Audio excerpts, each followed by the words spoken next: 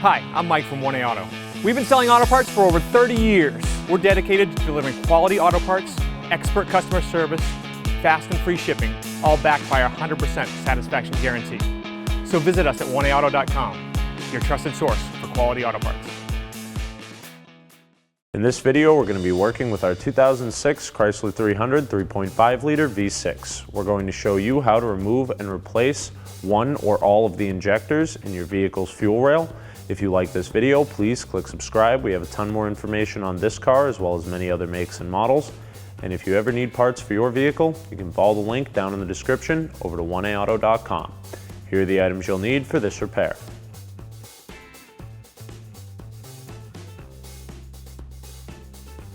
Lift up the carpet in your vehicle's trunk. Here you'll find the battery and the rear fuse panel. This relay, all the way at the end, closest to the back of the vehicle, on the right, is our fuel pump relay. We'll remove that and go back up to the driver's seat of our vehicle. With the fuel pump relay disconnected, we'll turn the key, run the vehicle until it dies, and then we'll shut it off and crank it a few more times just to ensure that there's no more fuel getting through the injectors.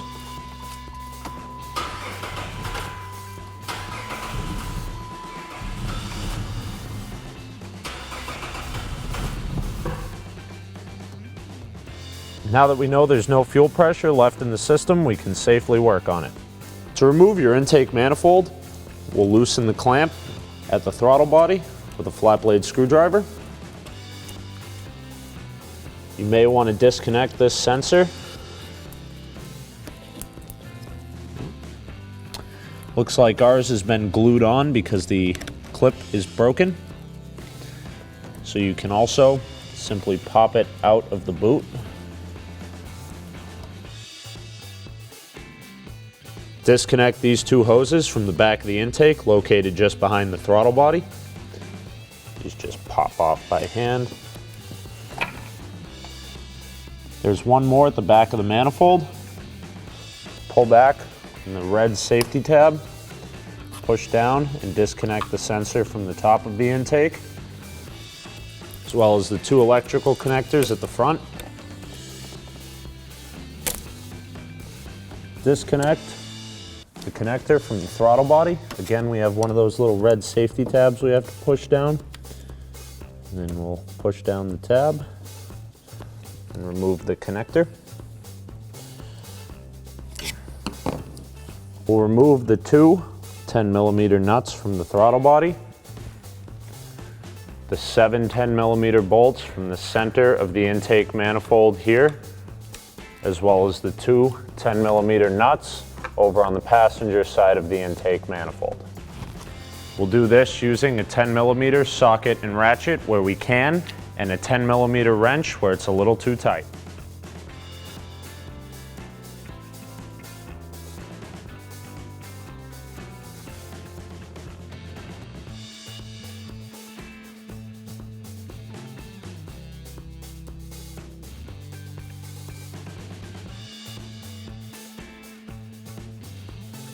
Remove the two 15mm bolts at the bottom of the throttle body bracket. We're doing this with a 15mm socket and ratchet.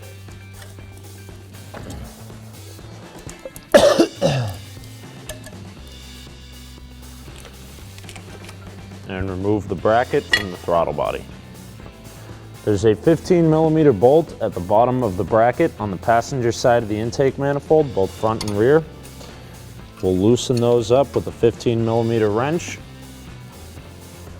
so we can slide them off of the studs. Once you've loosened the brackets, go ahead and slide them off the studs. Now we'll lift up on the intake manifold, slide it forward to release it from the EGR tube at the back. Once you're off that tube, lift up, being careful for that transmission dipstick. And remove the manifold from the vehicle. While the top of the intake manifold is exposed, we're going to wad some paper towels in there just to keep any dirt and debris from getting in there while we're working. Remove the 4 13mm bolts. There are 2 on each side securing the fuel rail down onto the cylinder head. We'll do this using a 13mm socket, ratchet, and extension.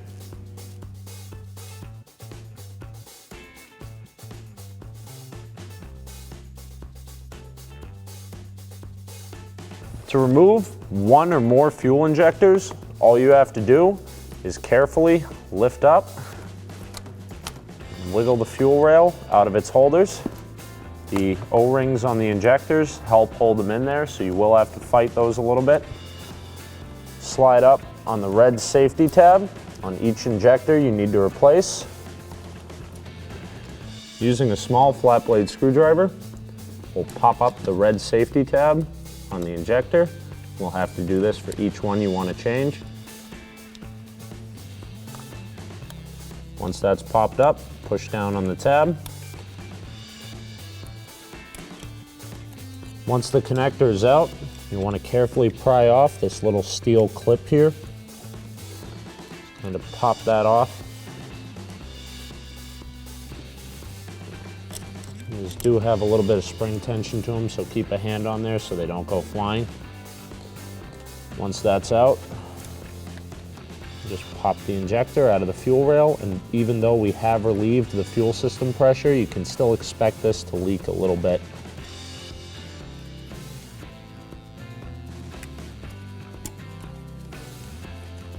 Remove the fuel injector from the rail in the vehicle.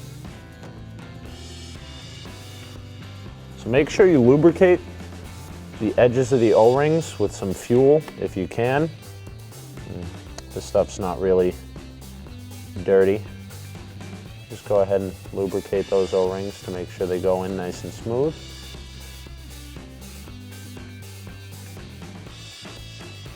Insert the injector back into its hole.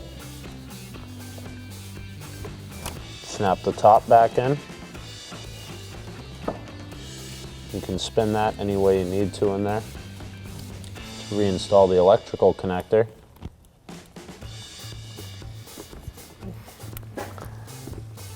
Snap the red safety back into place. It's very important to make sure that you remember this clip. You can see that there's a flat edge there. That's where we're going to want the back portion of this clip to go. These ears face up, and that little slot will ride on the metal on the edge of our rail there. So all you do, just line it up. It snaps right back into place. Now you know your injector's in there nice and tight. Now we're only replacing 1 injector, and it's okay to replace just 1 if that's all you're having an issue with. However, if you're replacing them because of a fuel system contaminant getting in there and messing up the screens or making them sticky in some way, you may want to replace them all at once. The procedure will be the same for any other injector on the rail. Reinstall the 4 13mm bolts into the fuel rail. We'll just start these by hand for now to make sure that everything is all lined up. Torque the bolts to 21 foot-pounds, again working your way from the middle out. The actual torque spec here is 250 inch-pounds, which works out to 20.88 foot-pounds, so we're just going to go for 21.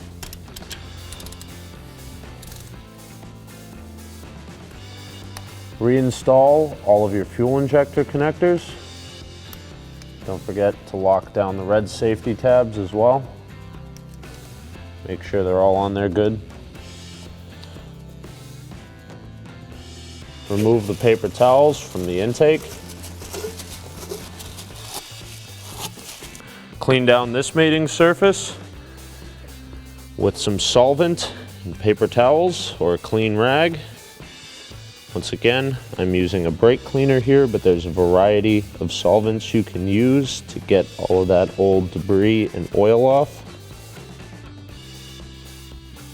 Install your PCV breather tube on the back of the valve cover. It's even got a nice little marking on it that says PCB with an arrow, so you know which end goes where. The other end should fall just about over here where the back of the intake will be. Remove the old gasket from your intake manifold using a small straight pick here just to get in there and start popping it out. Should be able to remove the rest by hand. Install your new gasket. Line up, press that in.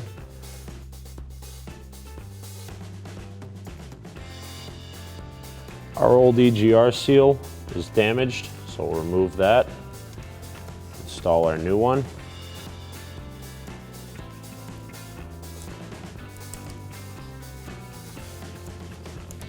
Make sure it sits all the way back against its edge. Reinstall your intake manifold, being sure to set the opening for the automatic transmission dipstick into its proper place on the manifold. You'll also want to be careful for the bolts. We'll have to line up our EGR tube as well. Just be mindful of all of these things while we set it into place.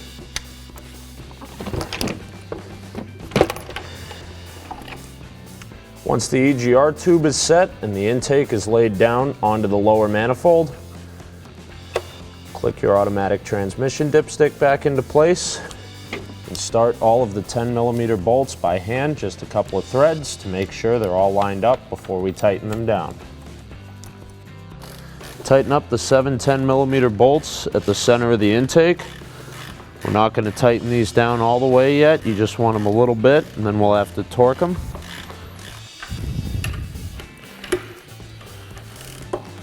Torque these bolts to 9 foot-pounds. The manufacturer's specification is 150 inch-pounds. However, it's a lot easier to do with this wrench, and that number rounds up to about 9 foot-pounds. We want to start these in the center and work our way out in a cross pattern.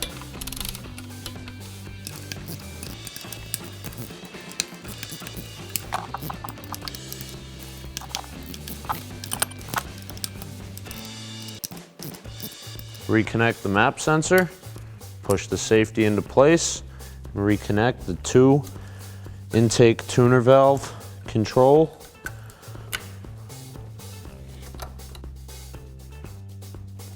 Reinstall the support brackets at the front and rear on the passenger side of the intake.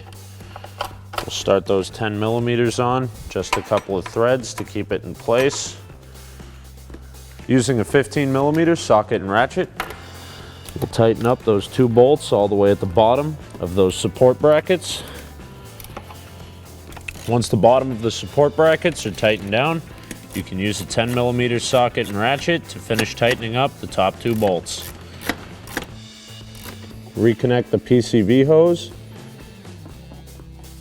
on this fitting closest to the EGR tube.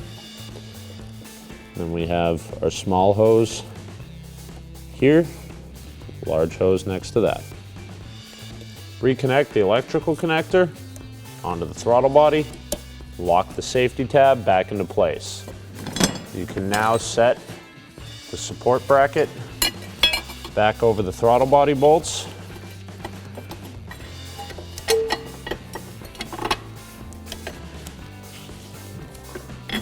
Make sure it doesn't get caught up in any of the wiring down below. We'll spin our 2 10mm nuts on at the top by hand just to keep that in place. Reinstall the 2 15mm bolts at the bottom of the bracket by hand.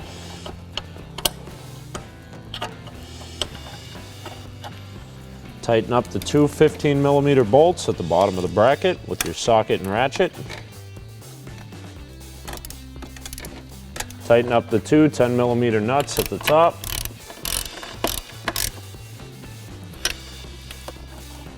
Install the other end of the intake boot onto the throttle body. Tighten it up with your flat blade screwdriver. Reinstall the coolant tank line bracket on the side of the intake tube. Reinstall the map sensor into the intake tube. earlier when we removed our intake, I wanted to wait until we had the intake tube reinstalled to make sure this all lined up properly. Now that we've got it where it needs to be, we'll go ahead and tighten that down. Once your fuel system is put back together and you're ready to run the vehicle, reinstall your fuel pump relay. Now we'll turn the key to the on position until we can hear the fuel pump shut off. Turn the key off and repeat that process 3 times before starting our vehicle.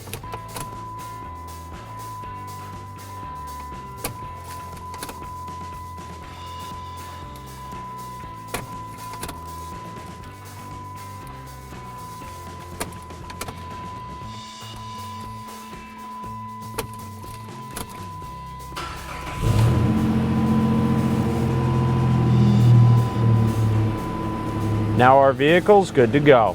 Once you've reinstalled the relay, put the back of the cover back on first, snap the front in, set your trunk carpet down. Thanks for watching. Visit us at oneauto.com for quality auto parts, fast and free shipping, and the best customer service in the industry.